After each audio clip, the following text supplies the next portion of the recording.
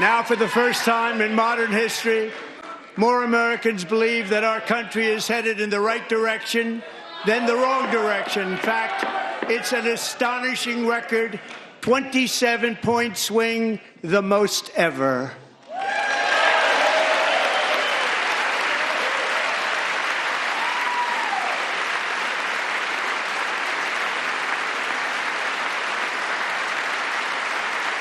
Likewise, small business optimism saw its single largest one-month gain ever recorded, a 41-point jump.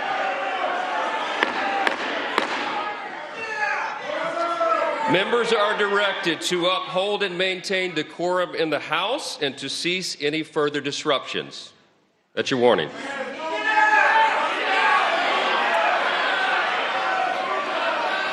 Members are engaging in willful and continuing breach of decorum, and the chair is prepared to direct the Sergeant-at-Arms to restore order to the joint session.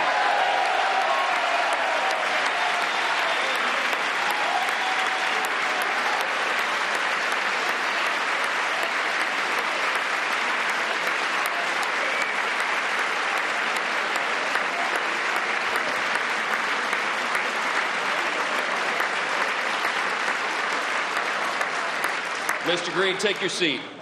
Take your seat, sir. Take your seat. Finding that members continue to engage in willful and concerted disruption of proper decorum, the chair now directs the Sergeant-at-Arms to restore order. Remove this gentleman from the chamber.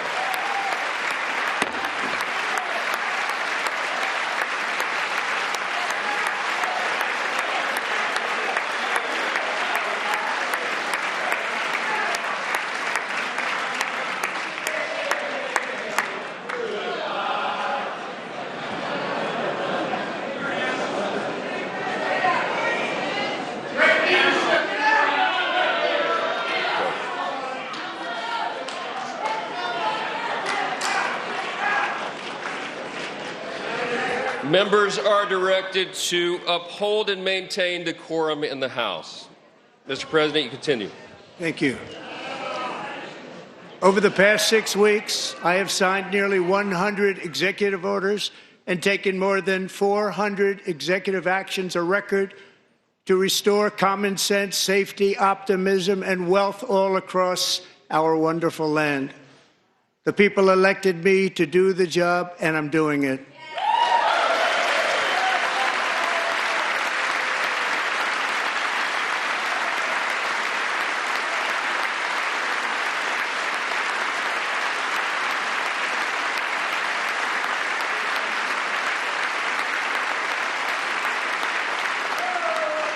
In fact, it has been stated by many that the first month of our presidency, it's our presidency, is the most successful in the history of our nation.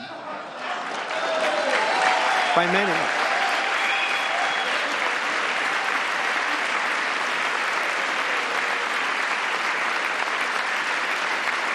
And what makes it even more impressive is that, do you know who number 2 is? George Washington. How about that? How about that? I don't know about that list, but we'll take it. Within hours of taking the oath of office, I declared a national emergency on our southern border, and I deployed the U.S. military and Border Patrol to repel the invasion of our country. And what a job they've done. As a result, illegal border crossings last month were by far the lowest ever recorded, ever.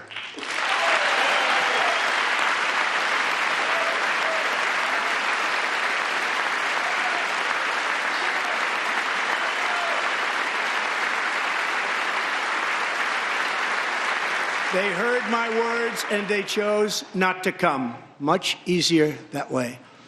In comparison, under Joe Biden, the worst president in American history, there were hundreds of thousands of illegal crossings a month, and virtually all of them, including murderers, drug dealers, gang members, and people from mental institutions and insane asylums, were released into our country. Who would want to do that?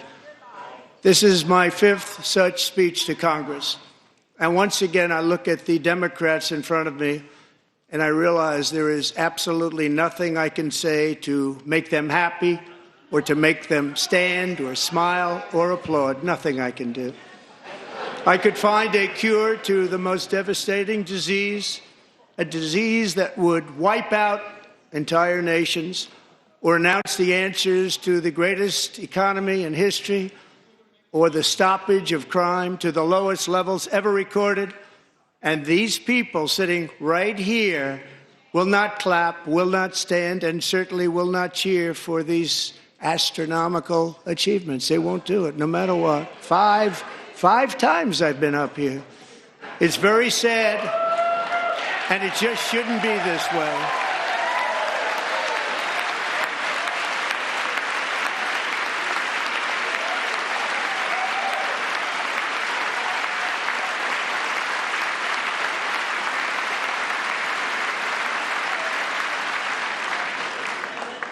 So Democrats sitting before me, for just this one night, why not join us in celebrating so many incredible wins for America?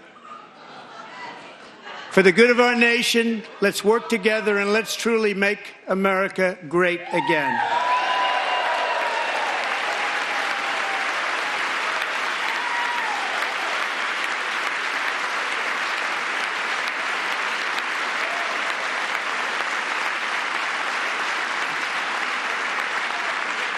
Every day, my administration is fighting to deliver the change America needs to bring a future that America deserves, and we're doing it. This is a time for big dreams and bold action. Upon taking office, I imposed an immediate freeze on all federal hiring, a freeze on all new federal regulations, and a freeze on all foreign aid.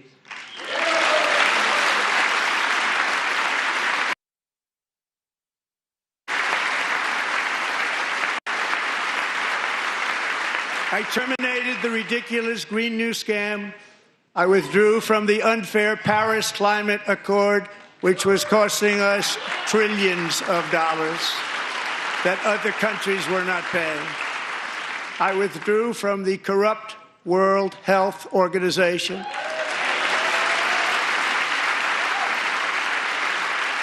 And I also withdrew from the anti-American UN Human Rights Council.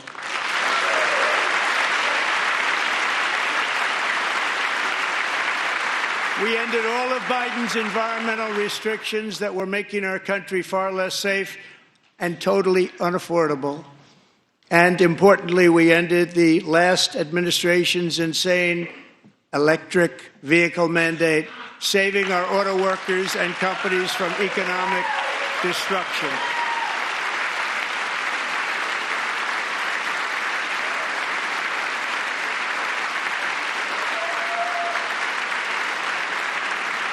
To unshackle our economy, I have directed that for every one new regulation, 10 old regulations must be eliminated, just like I did in my very successful first term.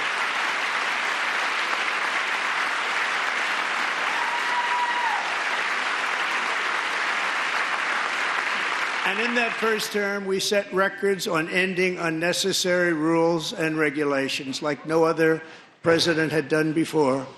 We ordered all federal workers to return to the office. They will either show up for work in person or be removed from their job.